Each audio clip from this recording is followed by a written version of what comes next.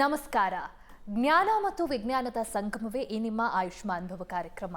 ಒತ್ತಡದ ಈ ಬದುಕಿನಲ್ಲಿ ಆರೋಗ್ಯವಂತ ಕ್ರಿಯಾಶೀಲ ಜೀವನ ನಡೆಸೋದು ನಿಜಕ್ಕೂ ಸವಾಲು.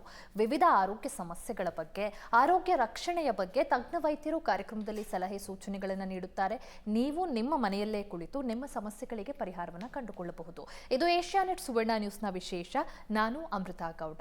ರೋಬೋಟಿಕ್ ಸರ್ಜರಿ ಇತ್ತೀಚಿನ ದಿನಗಳಲ್ಲಿ ಹೆಚ್ಚಾಗಿ ಕೇಳ್ತಿದ್ದೀವಿ. ರೋಬೋಟಿಕ್ ಸರ್ಜರಿ ಬಗ್ಗೆ ಇನ್ನು ಹಿಪ್ ಅಂಡ್ ನೀ ರಿಪ್ಲೇಸ್ಮೆಂಟ್ ಅಂತ ಬಂದಾಗ ಈ ಕ್ಷೇತ್ರದಲ್ಲೂ ಕೂಡ ರೋಬೋಟ್ನ ಹೆಸರು ಸಾಕಷ್ಟು ಕೇಳಿ ಬರ್ತಾ ಇದೆ. ರೋಬೋಟಿಕ್ ಸರ್ಜರಿಯನ್ನ ಹಿಪ್ ಅಂಡ್ ನೀ ರಿಪ್ಲೇಸ್ಮೆಂಟ್ ಅಲ್ಲಿ ಹೇಗೆ ಮಾಡ್ತಾರೆ, ಹಾಗೆ ರೋಬೋಟ್ನ ರೋಲ್ ಏನು, ಯಾವ ರೀತಿ ಸರ್ಜರಿ ಆಗತ್ತೆ, ಯಾರಿಗೆ ಹಿಪ್ ಅಂಡ್ ನೀ ರಿಪ್ಲೇಸ್ಮೆಂಟ್ ಬೇಕಾಗಿರುತ್ತೆ, ಮೊದಲಿಗೆ ಏನಿದು, ಈ ವಿಚಾರವನ್ನು ತಿಳಿಸ್ಕೊಡೋಕೆ ಇವತ್ತಿನ ಕಾರ್ಯಕ್ರಮದಲ್ಲಿ ನಮ್ಮ ಜೊತೆ ಅಪೋಲೋ ಕ್ಯಾನ್ಸರ್ ಸೆಂಟರ್ನಿಂದ lead consultant orthopaedics and joint replacement surgery ಡಿಪಾರ್ಟ್ಮೆಂಟ್ನ ಡಾಕ್ಟರ್ ರಾಜಶೇಖರ್ ಕೇಟಿ ಅವರಿದ್ದಾರೆ. ಬನ್ನಿ ಅವರನ್ನ ಕಾರ್ಯಕ್ರಮಕ್ಕೆ ಸ್ವಾಗತಿಸಿಕೊಳ್ಳೋಣ. ಡಾಕ್ಟರ್ ನಮಸ್ತೆ, ಕಾರ್ಯಕ್ರಮಕ್ಕೆ ಸ್ವಾಗತ ತಮಗೆ. ಡಾಕ್ಟರ್, ಈಗ ಹೆಚ್ಚಾಗಿ ನಾವು ಮೆಡಿಕಲ್ ಫೀಲ್ಡಲ್ಲಿ ಹೆಸರು ಕೇಳ್ತಿರೋದು ಈ ರೋಬೋಟ್ ಬಗ್ಗೆ. ಸೊ ಅದ್ರ ಬಗ್ಗೆ ನಾನು ನಿಮಗೆ ಕೇಳೋಕ್ಕಿಂತ ಮುಂಚೆ ಹಿಪ್ ಮತ್ತೆ ನೀ ರಿಪ್ಲೇಸ್ಮೆಂಟ್ ಅಂತ ಬಂದಾಗ ಅದರಲ್ಲೂ ಕೂಡ ರೋಬೋಟಿಕ್ ಸರ್ಜರಿ ಕೇಳ್ಪಡ್ತಿದ್ದೀವಿ. ಬಟ್ ಮೊದಲಿಗೆ ಹಿಪ್ ಆ್ಯಂಡ್ ನೀ ರಿಪ್ಲೇಸ್ಮೆಂಟ್ ಅನ್ನೋದು ಏನು, ಯಾವಾಗ ಆ ಸಂದರ್ಭ ಬರಬಹುದು, ರೀಪ್ಲೇಸ್ ಮಾಡಬೇಕು ಅನ್ನೋ ಒಂದು ಸಂದರ್ಭ? ಎನಿ ಆರ್ಥರೈಟಿಸ್ ಅಂದರೆ ಹಿಪ್ ಆರ್ ನೀ ಆರ್ಥರೈಟಿಸಲ್ಲಿ ನೀ ಅಂದರೆ ಗ್ರೇಡ್ ಆಫ್ ಆರ್ಥರೈಟಿಸ್ ಅಂತ ಹೇಳ್ತೀವಿ. ಗ್ರೇಡ್ 1, ಗ್ರೇಡ್ 2, ಗ್ರೇಡ್ 3, ಗ್ರೇಡ್ 4 ಅಂತ ಹೇಳ್ತೀವಿ. ಸೊ ಗ್ರೇಡ್ 1 and 2, 3ಯಲ್ಲಿ ಯೂಶಲಿ ನಾವು ಈ ಮೆಡಿಸಿನಲ್ಲಿ ಮಾತ್ರೆ, ಎಕ್ಸಸೈಸು, ಇಂಜೆಕ್ಷನ್ಸಲ್ಲಿ ಮ್ಯಾನೇಜ್ ಮಾಡ್ಬೋದು. ಗ್ರೇಡ್ 4 ಆರ್ಥರೈಟಿಸ್ ಅಂತಂದರೆ ಅಲ್ಲಿ ನಮಗೆ ಕಾರ್ಟ್ಲೇಜ್ ಅನ್ನೋದು ಪೂರ ಕಂಪ್ಲೀಟ್ ಸೌದೋಗಿರುತ್ತೆ. ಅದು ನಾನಾ ಕಾರಣಗಳಿಂದ ಸೌದಿರುತ್ತೆ. ಆ ಒಂದು ಇದರಲ್ಲಿ ನಾವು ಏನಾಗೋದು ಎಕ್ಸ್ರೇ ಮಾಡಿದಾಗ, ನಿಂತಿರೋದೊಂದು ಎಕ್ಸ್ರೇ ಮಾಡಿದಾಗ ಮೂಳೆ ಹತ್ಕೊಂಡ್ಬಿಟ್ಟಿರ್ತದೆ. ಅವ್ರಿಗೆ ಭಾಳ ಪೇಯ್ನ್ ಇರುತ್ತೆ.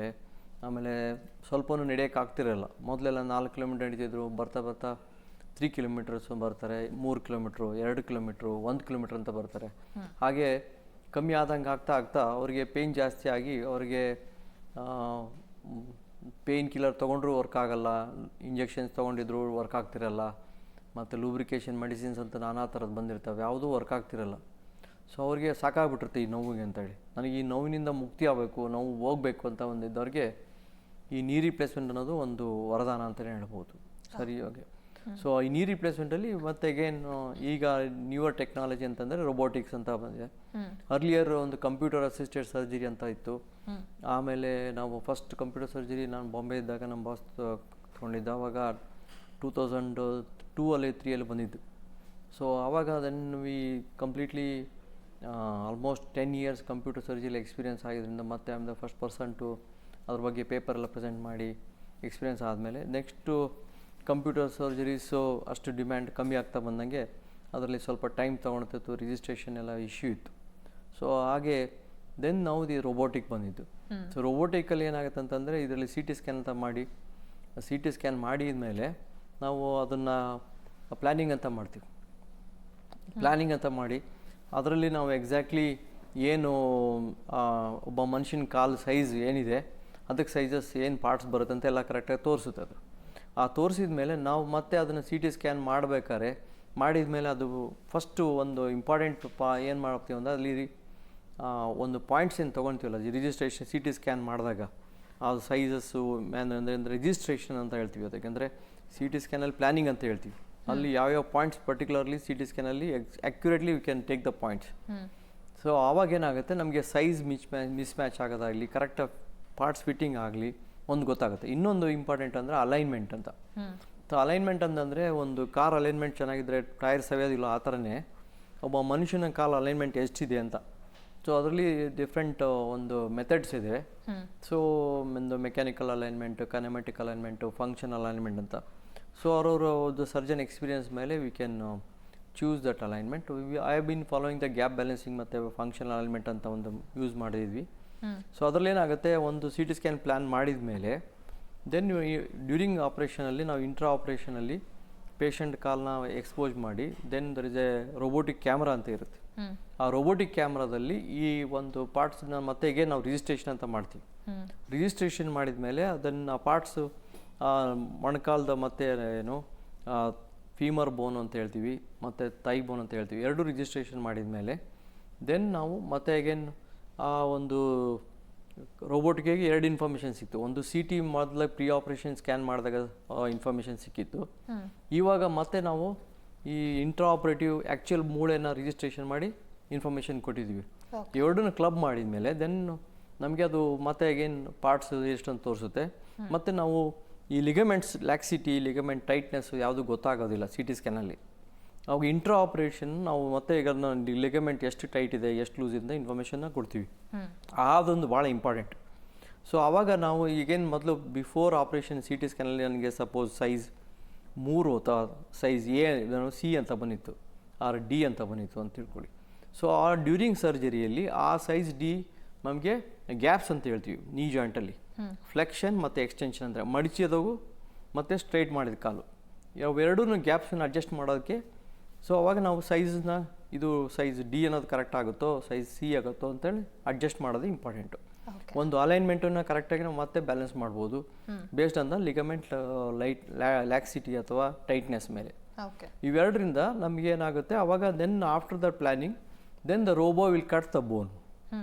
Robo will allowed to cut the bone. It is an automatic robo ಮತ್ತು ಕೆಲವು ಸತಿ ಹ್ಯಾಂಡ್ ಹೆಲ್ಡ್ ರೋಬೋನೂ ಬರ್ತವೆ.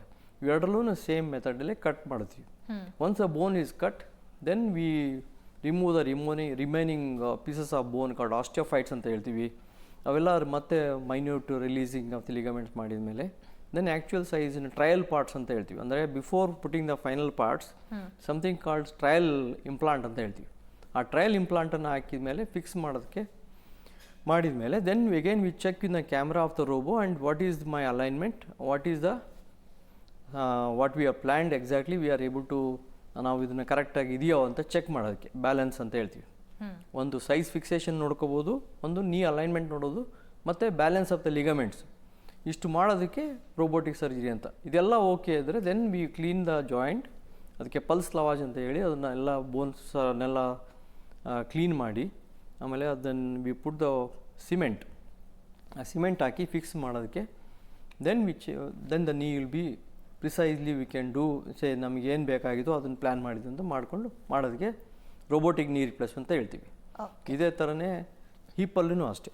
ಓಕೆ ಓಕೆ ಡಾಕ್ಟರ್ ಈಗ ಹಿಪ್ ರಿಪ್ಲೇಸ್ಮೆಂಟ್ ಬಗ್ಗೆ ಕೇಳೋಕ್ಕಿಂತ ಮುಂಚೆ ಈಗ ರೊಬಾಟಿಕ್ ರಿಪ್ಲೇಸ್ಮೆಂಟ್ ಬಗ್ಗೆ ನೀ ರಿಪ್ಲೇಸ್ಮೆಂಟ್ ಬಗ್ಗೆ ನೀವು ಎಕ್ಸ್ಪ್ಲೇನ್ ಮಾಡಿದ್ರಿ ಬ್ರೀಫ್ ಆಗಿ. ಬಟ್ ಜನರಲಿ ಒಂದು ಡೌಟ್ ಇರುತ್ತೆ ಏನಂತ, ರೊಬಾಟಿಕ್ ಸರ್ಜರಿ ಅಂತ ಹೆಸರು ಕೇಳಿದ ತಕ್ಷಣನೇ ಯಾವುದು ರೋಬೋಟ್ ನಮ್ಮ ಸರ್ಜರಿ ಮಾಡುತ್ತಾ, ರೋಬೋಟ್ ಸರ್ಜರಿ ಮಾಡೋದು ಎಷ್ಟು ಸೇಫ್ ಆಗಿರಬಹುದು, ಈ ರೀತಿ ಸಾಕಷ್ಟು ಡೌಟ್ಸ್ ಇರುತ್ತೆ. ಸೊ ಇದನ್ನು ನೀವು ಕ್ಲಾರಿಫೈ ಮಾಡೋದಾದ್ರೆ ವೀಕ್ಷಕರಿಗೆ. ಅದೇ ನಾನು ಈಗೇನು ಮೆಥಡ್ ಹೇಳಿದ್ನಲ್ಲ, ಇಲ್ಲಿ ಕಂಪ್ಲೀಟ್ ರೋಬೋಟಿಕ್ಕೇ ಮಾಡೋದಿಲ್ಲ. ಇಲ್ಲಿ we use a robot as a cutting tool. ಅದು ಕಟ್ ಮಾಡುತ್ತೆ ಮೂಳೆನ. Robot will show me the size of parts. Robot will ನನಗೆ ಇಂಟ್ರಾ ಆಪ್ರೇಷನಲ್ಲಿ ನನಗೆ ಲಿಗಮೆಂಟ್ಸ್ ಟೈಟ್ನೆಸ್ಸು ಗ್ಯಾಪ್ ಬ್ಯಾಲೆನ್ಸಿಂಗ್ ಮಾಡೋಕ್ಕೆ ಅನುಕೂಲ ಮಾಡೋದಕ್ಕೆ ಇದು ರೋಬೋಟಿಕ್ ನೀ ರಿಪ್ಲೇಸ್ ಅಂತ ಹೇಳ್ತೀವಿ. ಈಗ ಮನುಷ್ಯ ಅಂದಮೇಲೆ ಬರೀ ಮೊಣಕಾಲು ಅಷ್ಟೇ ನೋಡೋದಲ್ಲ, ನಾವು ಮೇಲ್ಗಡೆ ಹಿಪ್ಪಿಂದ ಮೇಲ್ಗಡೆ ಹಿಪ್ ಜಾಯಿಂಟಿಂದ ಕೆಳಗೆ ಆ್ಯಂಕಲ್ ಜಾಯಿಂಟ್ ತನಕನೂ ಅಲೈನ್ಮೆಂಟ್ ಅಂತ ಹೇಳ್ತೀವಿ. ಸೊ ಈ ಅಲೈನ್ಮೆಂಟು ನಮಗೆ ಎಕ್ಸ್ರೇ ಸರ್ಜರಿ ಮಾಡ್ಬೇಕಾದ್ರೆ ನಾವು ಬಿಫೋರ್ ಸರ್ಜರಿ ಕನ್ವೆನ್ಷನಲ್ ಸರ್ಜರಿ ಏನು ಮಾಡ್ಬೇಕಾದ್ರೆ ಹಾಗೆ ಕನ್ವೆನ್ಷನಲ್ಲಿ ಒಂದು ಆರ್ಬಿಟ್ರಿ ನಂಬರ್ ಇಟ್ಕೊಂಡು ಕಟ್ ಮಾಡೋರು ಇರ್ತಾರೆ.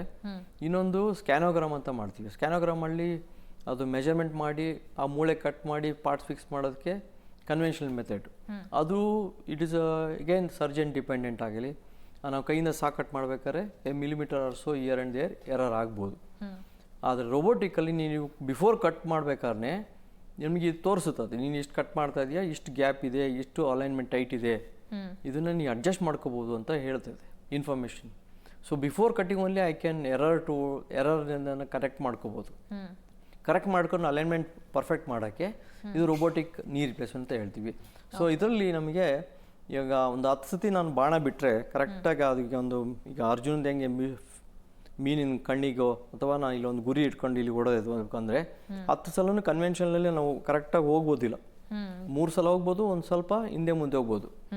ಆ ಕರೆಕ್ಟಾಗಿ 10 ಸಲನೂ ನಾನು ಅಲ್ಲಿಗೆ ಹೋಗ್ಬೇಕಾ ಪಾಯಿಂಟ್ ಏನಂತಂದರೆ ಅದು ಒಂಥರ it is a technology help ಅಂತ. ಸೊ ಅದಕ್ಕೆ ಪ್ರಿಸಿಷನ್ ಅಂತ ಹೇಳ್ತೀವಿ.